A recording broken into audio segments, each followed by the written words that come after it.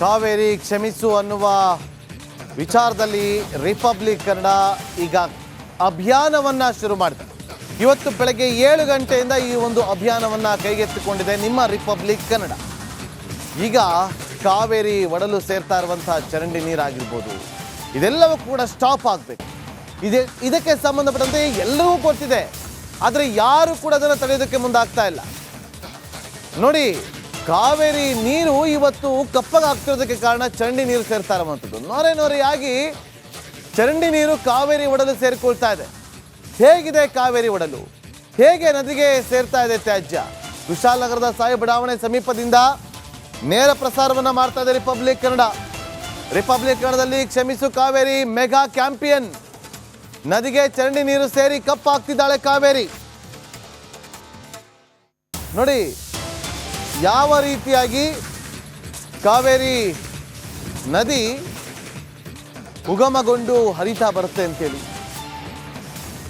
ಮೊದಲಿಗೆ ಭಾಗಮಂಡಲದಲ್ಲಿ ಉಗಮ ಆಗುತ್ತೆ, ಆ ಬಳಿಕ ಚಿರಂಬಾನೆ ಮೂಲಕ ನೋಡಿ ನಾವೆಲ್ಲ ರೆಡ್ ಮಾರ್ಕ್ ಮಾಡಿ ತೋರಿಸ್ತಾ ಇದ್ದೀವಲ್ಲ, ನಾಪೋಕ್ಲು, ಅಲ್ಲಿಂದ ಸಿದ್ದಾಪುರದ ಬಳಿಕ ದುಬಾರೆ, ಕುಶಾಲನಗರ. ನೋಡಿ ಇಲ್ಲಿ ಉಗಮವಾಗಿ ಇಲ್ಲಿಂದ ಇಲ್ಲಿವರೆಗೆ ಬರೋಷ್ಟರಲ್ಲಿ ಚರಂಡಿ ನೀರು ಸೇರ್ತಾ ಇದೆ, ಕಾಫಿ ಪಲ್ಪಿಂಗ್ ನೀರು ಸೇರ್ತಾ ಇದೆ. ಇನ್ನು ಕುಶಾಲನಗರದ ಬಳಿ ನಾವು ಗಮನಿಸ್ತಾ ಇದ್ವಿ, ಸಾಕಷ್ಟು ಈ ಶುಂಠಿ ತೊಳೆಯುವಂಥ ಘಟಕಗಳಿದೆಯಲ್ಲ, ಶುಂಠಿ ಶುದ್ಧೀಕರಣ ಘಟಕಗಳು, ಅದರಿಂದಲೂ ಕೂಡ ಸಾಕಷ್ಟು ಆ ನೀರು ಕಾವೇರಿಯನ್ನು ಸೇರಿ ಸಾಕಷ್ಟು ಕಲುಷಿತಗೊಳ್ತಾ ಇದೆ.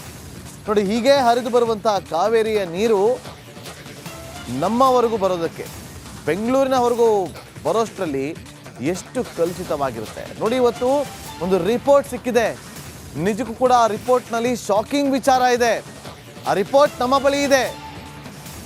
ಆ ರಿಪೋರ್ಟ್ನ ಜೊತೆಯಲ್ಲಿ ನನ್ನ ಸಹೋದ್ಯೋಗಿ ಜಯಪ್ರಕಾಶ್ ಶೆಟ್ಟಿ ಅವರು 9 ಗಂಟೆಗೆ ನಿಮ್ಮ ಮುಂದೆ ಪ್ರೆಸೆಂಟ್ ಆಗ್ತಾರೆ. ಆ ರಿಪೋರ್ಟ್ನ ಕಂಪ್ಲೀಟ್ ಆಗಿ ತಜ್ಞರ ಜೊತೆಯಲ್ಲಿ ವಿವರಿಸ್ತಾ ಹೋಗ್ತಾರೆ, ಎಲ್ಲಿ ಎಡವಟ್ಟಾಗಿದೆ. ಈಗ ಬಂದಿರುವಂಥ ಲ್ಯಾಬ್ ರಿಪೋರ್ಟ್ನಲ್ಲಿ ಯಾವ ಅಂಶಗಳೀಗ ಬೆಳಕಿಗೆ ಬಂದಿದೆ ನೋಡಿ. ಕಾಫಿ ಪಲ್ಪಿಂಗ್ ಕಪ್ಪಾಗಿರುವಂಥ ನೀರು ನಮ್ಮ ಸ್ಕ್ರೀನ್ ಮೇಲೆ ನೀವು ಗಮನಿಸ್ತಾ ಇದ್ದೀರಿ, ಹೇಗೆ ಕಾವೇರಿ ನದಿಯನ್ನು ಸೇರ್ತಾ ಇದೆ ಅಂತೇಳಿ.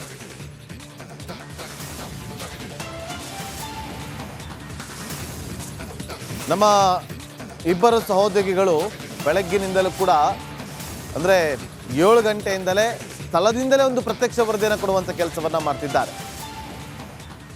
ಸಾಯಿ ಲೇಔಟ್ ಬಳಿ ಇದ್ದಾರೆ ನಮ್ಮ ಪ್ರತಿನಿಧಿ ರಂಜಿತ್ ಹಾಗೂ ನಮ್ಮ ಮಡಿಕೇರಿ ಪ್ರತಿನಿಧಿ, ಕೊಡಗು ಪ್ರತಿನಿಧಿ ಅನುಕಾರ್ಯಪ್ಪ. ರಂಜಿತ್, ಈಗ ನೀವು ಆಗಲೇ ಒಂದು ಜಾಗದಲ್ಲಿ ಅಂದರೆ ಕುಶಾಲನಗರದ ಒಂದು ಭಾಗದಿಂದ ನಿಂತು ಅಲ್ಲಿಂದ ವರದಿಯನ್ನು ಕೊಟ್ಟಿದ್ರಿ, ಪ್ರತ್ಯಕ್ಷ ವರದಿಯನ್ನು ಕೊಟ್ಟಿದ್ರಿ. ಈಗ ನೀವು ಸಾಯಿ ಲೇಔಟ್ನ ಬಳಿ ಇದ್ರಿ, ಅಲ್ಲಿ ಹೇಗಿದೆ ಪರಿಸ್ಥಿತಿ? ನಮ್ಮ ವೀಕ್ಷಕರಿಗೆ ಅದನ್ನು ವಿವರಿಸ್ಬೋದ?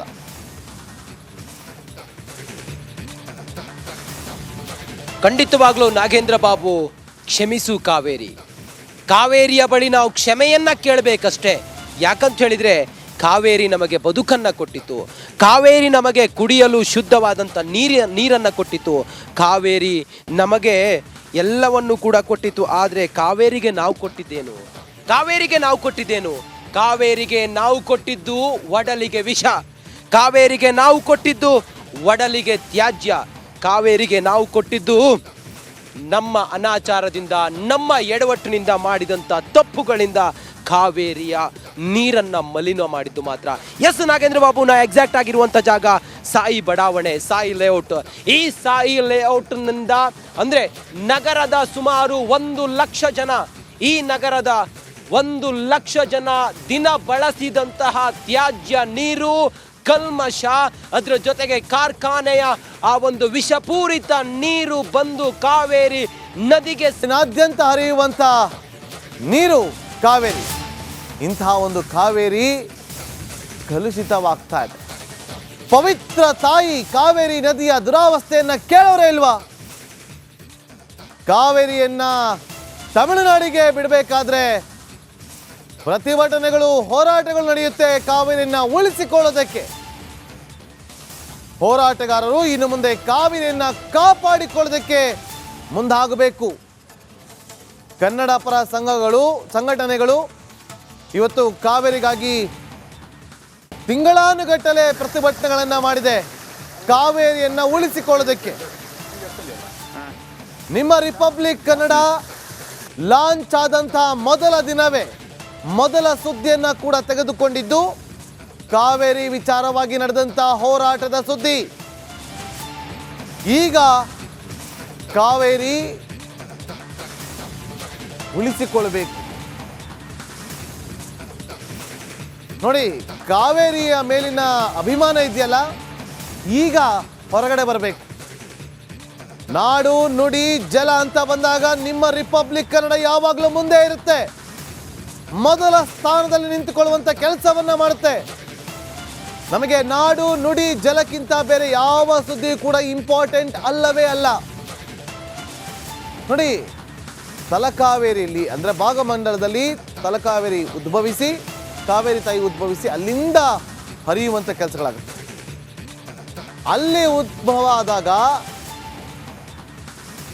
ಪ್ಯೂರ್ ಆಗಿರುವಂತಹ ಕಾವೇರಿ ಮುಂದೆ ಸಾಕ್ತಾ ಸಾಕ್ತಾ ಹರಿತಾ ಹರಿತಾ ಅದರೊಂದಿಗೆ ತ್ಯಾಜ್ಯಗಳು ಸೇರಿ ಬೇರೆ ಬೇರೆ ಅಂಶಗಳೆಲ್ಲವೂ ಕೂಡ ಸೇರಿ ಕಾಫಿ ಪಲ್ಪಿಂಗ್ ನೀರು ಸೇರ್ತಾ ಇದೆ. ಇದರ ಜೊತೆಯಲ್ಲಿ ಶುಂಠಿ ಶುದ್ಧೀಕರಣ ಘಟಕಗಳಿಂದ ಬರುವಂತ ನೀರು ಸೇರ್ತಾ ಇದೆ, ಚರಂಡಿ ನೀರು ಸೇರ್ತಾ ಇದೆ. ಇದರಿಂದಾಗಿ ಇವತ್ತು ಕಾವೇರಿಯ ನೀರು ಯಾವ ಹಂತಕ್ಕೆ ಹೋಗಿದೆ ಗೊತ್ತಾ? ಶಾಕಿಂಗ್ ವಿಚಾರ ಇದು.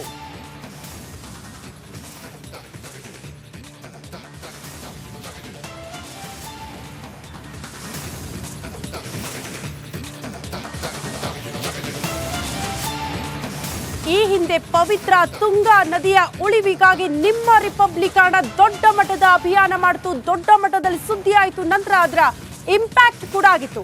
ಆದ್ರ ಬೆನ್ನಿಗೆ ಈಗ ಕರುನಾಡಿನ ಜೀವನಾಡಿ ಕಾವೇರಿ ಉಳಿಸಿಕೊಳ್ಳುವ ಪ್ರಯತ್ನ.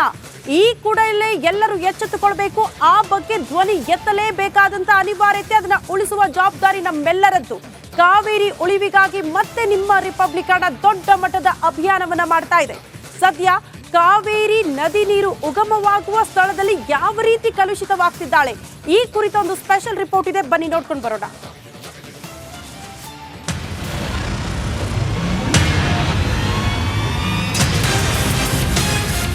ಉತ್ತರ ಭಾರತದಲ್ಲಿ ಗಂಗೆ ಹೇಗೆ ಪವಿತ್ರವೋ ದಕ್ಷಿಣ ಭಾರತದಲ್ಲಿ ಕಾವೇರಿ ಅಷ್ಟೇ ಪವಿತ್ರ. ಕೋಟ್ಯಾಂತರ ಜನರ ಅನ್ನದೇವತೆ, ಕನ್ನಡ ನಾಡಿನ ಜೀವನದಿ. ಅಷ್ಟೇ ಯಾಕೆ, ಕೊಡಗಿನ ಕುಲದೇವತೆ ಕಾವೇರಿ ಈಗ ಸಂಪೂರ್ಣ ಮಲಿನವಾಗುತ್ತಿದ್ದಾಳೆ. ಕೊಡಗು ಜಿಲ್ಲೆಯ ತಲಕಾವೇರಿಯಲ್ಲಿ ಉಗಮವಾಗುವ ಕಾವೇರಿ ನಂತರ ಕಾಣಿಸಿಕೊಳ್ಳುವುದು ಭಾಗಮಂಡಲ ತ್ರಿವೇಣಿ ಸಂಗಮದಲ್ಲಿ. ಭಾಗಮಂಡಲದಿಂದ ಕೊಡಗಿನ ಹೆಬ್ಬಾಗಿಲು ಕುಶಾಲನಗರ ದಾಟಿ ಮುಂದೆ ಸಾಗಿ ಮೈಸೂರು ಜಿಲ್ಲೆಯತ್ತ ಕಾವೇರಿ ಹರಿಯುತ್ತಾಳೆ. ಭಾಗಮಂಡಲದ ತ್ರಿವೇಣಿ ಸಂಗಮದಲ್ಲಿ ಸಿಗುವಂತಹ ಶುದ್ಧ ನೀರು ಮುಂದೆ ಹೋದಂತೆ ಮಾಯವಾಗುತ್ತಿದೆ.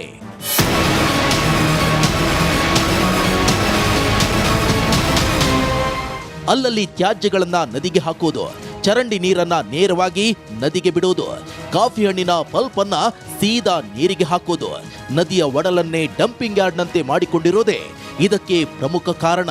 ಇದನ್ನೆಲ್ಲ ನೋಡ್ತಾ ಬಂದ್ರೆ ನಾವು ನೀವು ಕುಡಿಯುವ ಕಾವೇರಿ ನೀರು ಇದೇನಾ ಅಂತ ಅಸಹ್ಯ ಪಡಬೇಕಾಗುತ್ತೆ.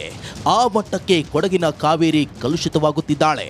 ಅದಕ್ಕಾಗಿಯೇ ನಿಮ್ಮ ರಿಪಬ್ಲಿಕ್ ಕನ್ನಡ ಕಾವೇರಿಯನ್ನು ಸಂರಕ್ಷಣೆ ಮಾಡಿ ಎಂಬ ಅಭಿಯಾನವನ್ನ ಆರಂಭಿಸಿದೆ. ಎಲ್ಲರೂ ಸೇರಿ ಮಲಿನಗೊಳಿಸಿದ್ದಕ್ಕೆ ಕ್ಷಮಿಸಿ ಬಿಡು ಕಾವೇರಿ ಅಂತ ಕೇಳಿಕೊಳ್ಳುತ್ತಿದೆ. ನಾವು ಕೊಡಗಿನ ಕಾವೇರಿ ಅಂತೇಳಿ ಹೆಮ್ಮೆಯಿಂದ ಹೇಳ್ತೀವಿ. ನಾವು ಎಲ್ಲರಿಗೂ ಅಷ್ಟೇ, ನಾವು ಕೊಡಗಿನವರು, ಕೊಡಗಿನ ಕಾವೇರಿ ಹುಟ್ಟಿದ ಊರವರು ಅಂತ ಹೆಮ್ಮೆಯಿಂದ ಹೇಳ್ತೀವಿ. ನಮ್ಮ ಕಾವೇರಿ ನೋಡೋದಕ್ಕೆ ನಮಗೆ ಬೇಜಾರಾಗುತ್ತೆ. ಇಲ್ಲಿ ಉಸ್ತುವಾರಿ ಸಚಿವರು ಬಂದಿದ್ದರು, ಆವಾಗ ಸಹ ಆ ವಿಡಿಯೋ ಎಲ್ಲ ಮಾಡಿ ಕೊಟ್ಟಿದ್ದೆ. ಇಲ್ಲ, ಜವಾಬ್ದಾರಿ ಇಲ್ಲ, ಸುಮ್ಮನೆ ಎಲ್ಲ ನಾಟಕ, ಒಂಥರ ಏನು ಶೋ ಮಾಡ್ತಾರೆ, ಜನರನ್ನ ಶೋ ಮಾಡೋದಷ್ಟೇ. ಅವರಿಗೆ ಪ್ರತಿಬದ್ಧತೆ ಇದ್ದರೆ 2018-19ರಲ್ಲಿ 18 ಸೆಂಟ್ ಜಾಗ ಲೋಕೋಪಯೋಗಿ ಇಲಾಖೆಯಲ್ಲಿ ಕಸದ ವ್ಯವಸ್ಥೆಗೆ ಮಾಡಿದ್ದಾರೆ. ಅದನ್ನು ಅವರು ಸರಿ ಮಾಡ್ತಾ ಇಲ್ಲಲ್ಲ. ನದಿಗಿಳಿದು ಇಲ್ಲಿರುವ ಅನಾಚಾರವನ್ನ ನೋಡಿದ್ರೆ ಅಬ್ಬಬ್ಬಾ, ನಮ್ಮನ್ನು ಆ ಕಾವೇರಿ ಮಾತೆ ಕಾಪಾಡಬೇಕು. ಹಗಲು ಕೆಲವು ಅನಾಚಾರಗಳು ನಡೆದರೆ ನಡು ರಾತ್ರಿಯೂ ತ್ಯಾಜ್ಯಗಳನ್ನ ತಂದು ಹಾಕುವರಿದ್ದಾರೆ. ಮಲಮೂತ್ರ, ಮನೆಯ ತ್ಯಾಜ್ಯ, ಬಟ್ಟೆಗಳು, ಬಾಟಲಿಗಳು, ಪ್ಯಾಡ್ಗಳು, ಹೀಗೆ ಎಲ್ಲ ರೀತಿಯ ವಸ್ತುಗಳು ಕಾವೇರಿಯ ಒಡಲು ಸೇರುತ್ತಿವೆ.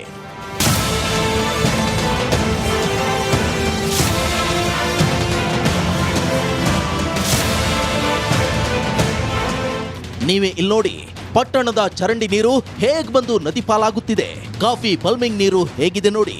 ಪಟ್ಟಣ ಪಂಚಾಯಿತಿ ಹಾಗೂ ಗ್ರಾಮ ಪಂಚಾಯಿತಿಗಳು ಕಟ್ಟುನಿಟ್ಟಿನ ಕಾನೂನು ಕ್ರಮಕ್ಕೆ ಮುಂದಾಗಿಲ್ಲ. ಅದಕ್ಕೆ ಸರ್ಕಾರ ಕಾವೇರಿ ನದಿ ರಕ್ಷಣೆಗಾಗಿ ಅಷ್ಟೇ ಕಟ್ಟುನಿಟ್ಟಿನ ಕಾನೂನು ರೂಪಿಸಬೇಕಿದೆ. ಇದ್ರ ಜೊತೆಗೆ ಕೇಂದ್ರ ಸರ್ಕಾರ ಕೂಡ ಗಂಗಾ ನದಿಗೆ ಕೊಡುವ ಪ್ರಾಮುಖ್ಯತೆಯನ್ನ ಕಾವೇರಿಗೂ ಕೊಡಬೇಕಿದೆ.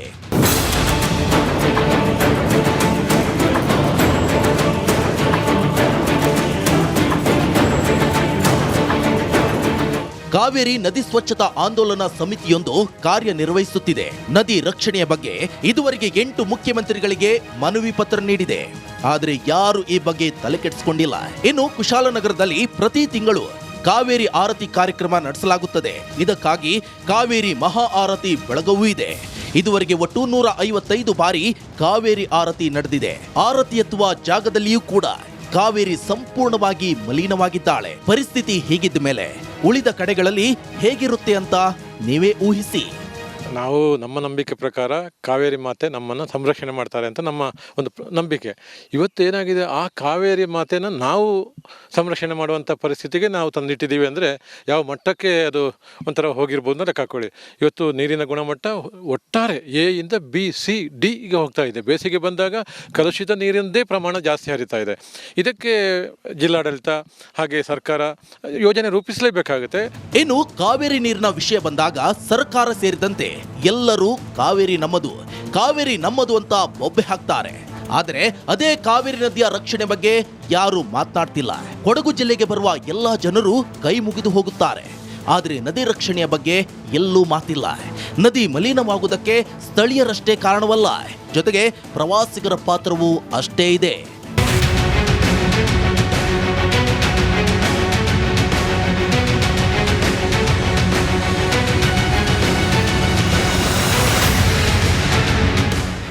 ಭಾಗಮಂಡಲದಿಂದ ಕೊಡಗಿನ ಗಡಿಯವರೆಗೆ ಒಟ್ಟು 23 ಗ್ರಾಮ ಪಂಚಾಯಿತಿಗಳ ವ್ಯಾಪ್ತಿಯಲ್ಲಿ ಕಾವೇರಿ ನದಿ ಹರಿಯುತ್ತದೆ. ಈ ಭಾಗದಲ್ಲಿ ಸ್ವಚ್ಛ ಭಾರತ್ ಮಿಷನ್ ಮೂಲಕ ನದಿಗೆ ತ್ಯಾಜ್ಯ ಹೋಗುವ ಜಾಗವನ್ನ ಗುರುತು ಮಾಡಲಾಗುತ್ತಿದೆ. ನಂತರ ಡಿಪಿಆರ್ ತಯಾರಿಸಿ ಸರ್ಕಾರಕ್ಕೆ ವರದಿ ನೀಡಲಾಗುತ್ತದೆ ಎನ್ನುತ್ತಿದ್ದಾರೆ ಕೊಡಗು ಜಿಲ್ಲಾ ಪಂಚಾಯತ್ ಸಿಇಒ ವರ್ಣಿತ್ ನೇಗಿ. ಉದ್ಗಮ ಸ್ಥಾನದಿಂದ ಕುಶಾಲನಗರ ಎಂಡವರೆಗೂ ಬೇರೆ ಬೇರೆ ಪಂಚಾಯಿತಿ ಮತ್ತು ಅರ್ಬನ್ ಲೋಕಲ್ ಬಾಡೀಸ್ನಲ್ಲಿ ನಾವು ಸರ್ವೆ ಮಾಡಬೇಕು. ಸೊ ಸರ್ವೆ ಮಾಡಿಕೊಂಡು ನಾವು ಇದು ಸೋರ್ಸ್ ಪೊಲ್ಯೂಷನ್ಗೆ ಸೋರ್ಸ್ ಎಲ್ಲೆಲ್ಲಿ ಇದೆ ಅದನ್ನು ಗುರುತಿಸಬೇಕಾಗಿತ್ತು. ಸೊ ಅದನ್ನು ಫಸ್ಟ್ ಕೆಲಸ ನಾವು ಆಲ್ರೆಡಿ ಮುಗಿದಿದ್ದೀವಿ. ಒಟ್ಟಿನಲ್ಲಿ ಕಾವೇರಿ ನೀರಿಗಾಗಿ ನಾವು ಎಷ್ಟು ದೊಡ್ಡ ಮಟ್ಟದಲ್ಲಿ ಹೋರಾಟವನ್ನ ಮಾಡ್ತೇವೆ, ಅದೇ ರೀತಿ ಕಾವೇರಿ ನದಿ ಸಂರಕ್ಷಣೆಗೂ ಹೋರಾಟ ಮಾಡಬೇಕಾದ ಅನಿವಾರ್ಯತೆ ಇದೆ. ಇನ್ನಾದರೂ ಕಾವೇರಿ ಮೇಲೆ ಜನತೆಗೆ ಕರುಣೆ ಬರಲಿ ಎಂಬುದು ನಮ್ಮ ಆಶಯ.